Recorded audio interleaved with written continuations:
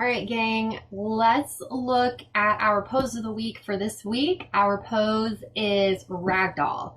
And this is a pose that we like to use a lot in our back class and in our hamstrings class. It's our favorite for hamstrings. You'll still get a little bit of a stretch in your lower back as well, but as we look at the anatomy, we really see how the hamstrings, the hips, the back are all really closely related and work together to support the body and function and do what the body does day in and day out. So it's almost impossible to have a stretch one of these poses to isolate a very specific area and stretch just that area. So I don't know, I think it's kind of cool. It's a little bit of a bonus. If we had poses where we just isolated one area, that's just more that we would have to do. So let's go ahead and set up our ragdoll pose. My head's gonna disappear a little bit, but the most important thing is for you guys to see the legs and the arms. So if I disappear for a second, that's why. All right, so you're gonna come standing anywhere in the mat. Your feet are gonna come about hips width apart, a little bit wider. Now to really support the back, you wanna bend through the knees a lot, and let the torso drape over the thighs. Your torso is essentially going to rest on your thighs. So this is a really good place to start. This is a nice place to really stretch in the lower back.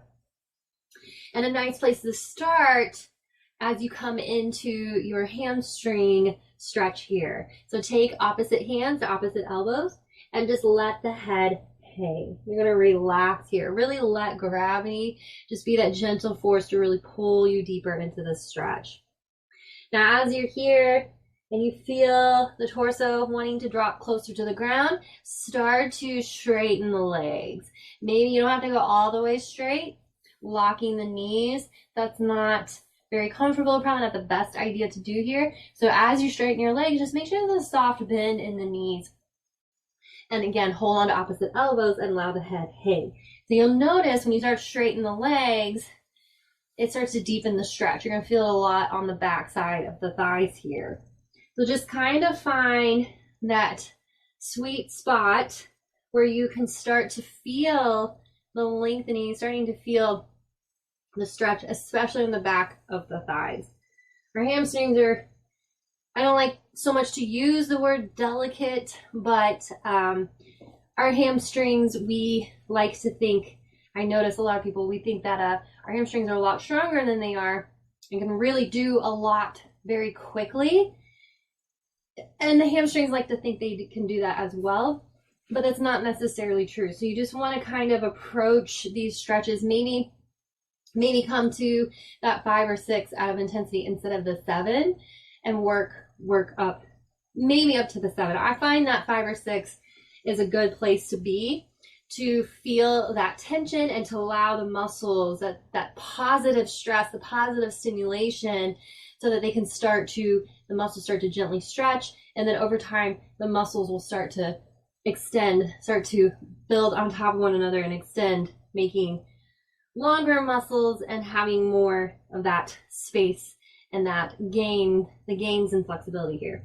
So if you're here and your head is hanging, you'll find that, first of all, I want to note, if your knees are more bent, you'll find the weight is more in the heels. But as you start to straighten your legs, instead of your weight being in the heels, start to feel the weight gently shift forward into the balls of your feet, and you'll start to access a little bit more of that stretch in your hamstrings. So maybe you're here and your legs are starting to straighten more and you're feeling gravity pull you down a little bit more towards the ground.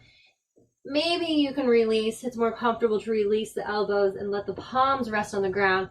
Just make sure the palms are turned up. Again, that's that nervous system hack we use to just signal and communicate with the body that's okay to relax here.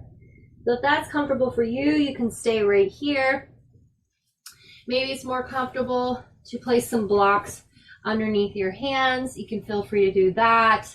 You can always stack some blocks. Sometimes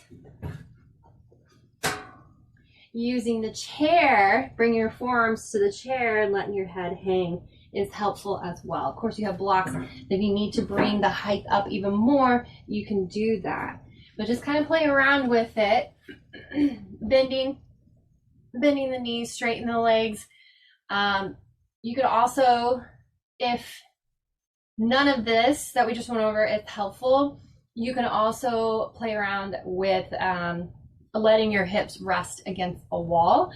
That is our wall doll pose, and we will we'll definitely encounter that pose in our practice sometime in the future. But that's something you can play with as well. Having that support behind you oftentimes helps the body relax even more so that you can drop into this deeper hamstring stretch. So play around with it. Keynotes, just feet or hips width apart, and make sure that you're not locking through your knees. You're not forcing yourself down. We're not going to be taking a hold of toes or feet or ankles and pulling ourselves down. We're just allowing the body to relax, become heavy, and drape over the legs. Gravity will pull you deeper. As you feel yourself coming deeper into the pose, then you can straighten the legs. Just kind of play around with it. If you do find that you're elevating yourself up onto a chair and you start to feel anything, maybe some extra tension or something not very comfortable in the lower back, try to playing with bending your knees.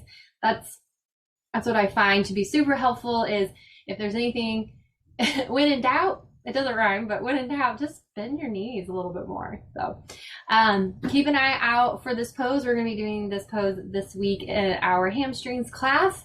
So take some time to play around with just this pose and see what feels good, and have those props available and ready for your class. So I will see you all very soon. Happy stretching. Please let me know if you have any questions, and let's do this. Let's get stretching.